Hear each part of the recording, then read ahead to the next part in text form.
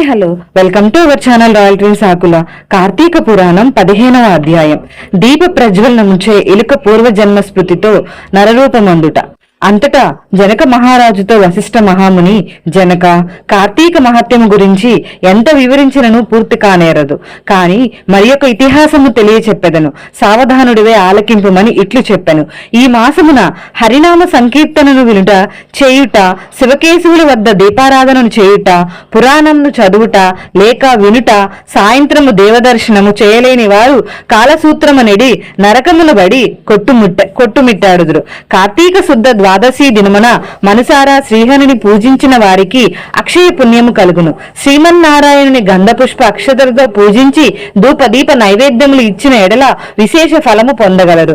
ఈ విధముగా నెల రోజులు విడవక చేసిన ఎడల అట్టి వారు దేవదుందుబులు మురుగుచుండగా విమానం ఎక్కి వైకుంఠమునకు పోవుదురు. నెల రోజులు చేయలేని వారు కార్తీక శుద్ధ త్రయోదశి, చతుర్దశి, పౌర్ణమి రోజులందైనా నిష్ఠతో పూజలు చేసి ఆవు నేతితో దీపం ఉంచవలను.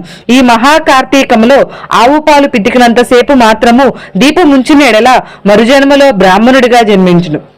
ఇతరులు ఉంచిన దీపము యోగద్రోసి వృద్ధి చేసిన ఎడలను లేక ఆరిపోయిన దీపమును వెలిగించినను అట్టి వారల సమస్త పాపంలో హరించును.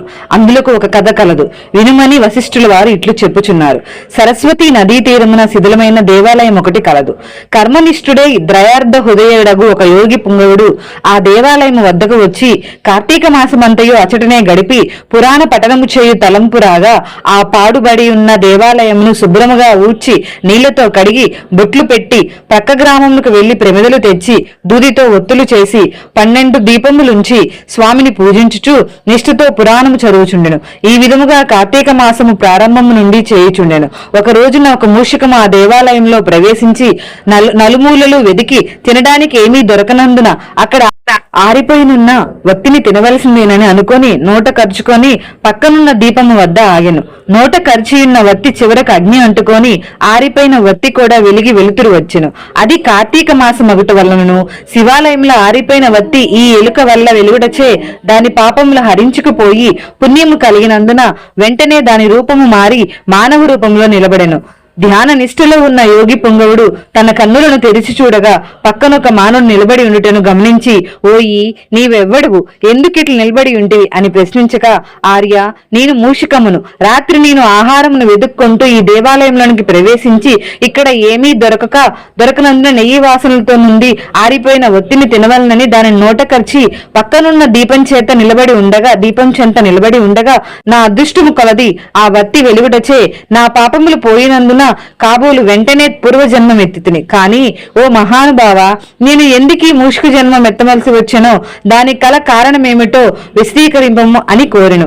అంత యోగీశ్వరుడు ఆశ్చర్యపడి తన దివ్య దృష్టితో సర్వము తెలుసుకొని, ఓయి, కిందటి జన్మలో నీవు బ్రాహ్మణుడువు, నిన్ను బహిలికుడను పిలిచెడువారు, నీవు జైనమత వంశానికి చెందినవాడు, నీ కుటుంబాన్ని పోషించుటకు వ్యవసాయము చేస్తూ ధనాశపరుడై దేవ పూజలు నిత్యకర్మలు మరిచి నీచుల సహవాసము వలన నిశిద్ధాన్నము తినుచు మంచివారలను యోగ్యులను నిందించుచు పరుల చెంత స్వార్థ చింత గలవాడై ఆడపిల్లలను అమ్ము వృత్తి చేస్తూ దానివల్ల సంపాదించిన ధనాన్ని కూడబెట్టుచు సమస్త తినుబండారములను కడుచౌకగా కొని తిరిగి వాటిని ఎక్కువ ధరకు అమ్మి అటుల సంపాదించిన ధనము నీవు అనుభవించక ఇతరులకు ఇవ్వక ఆ ధనము భూస్థాపితం చేసి పిసినారివై జీవించినావు.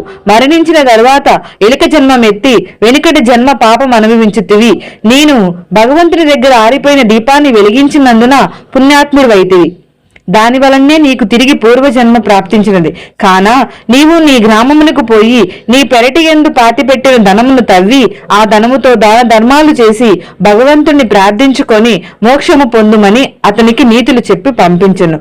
ఇట్లు స్కాంద పురాణాంతర్గత వశిష్ఠ ప్రోక్త కార్తీక మహత్యా మండలి పంచమ అంటే 15వ రోజు పారాయణం సమాప్తం. వీడియో నచ్చితే లైక్ చేయండి, షేర్ చేయండి. అలాగే కార్తీక మాసంలో కార్తీక పురాణం తప్పక వినండి. Thank you for watching.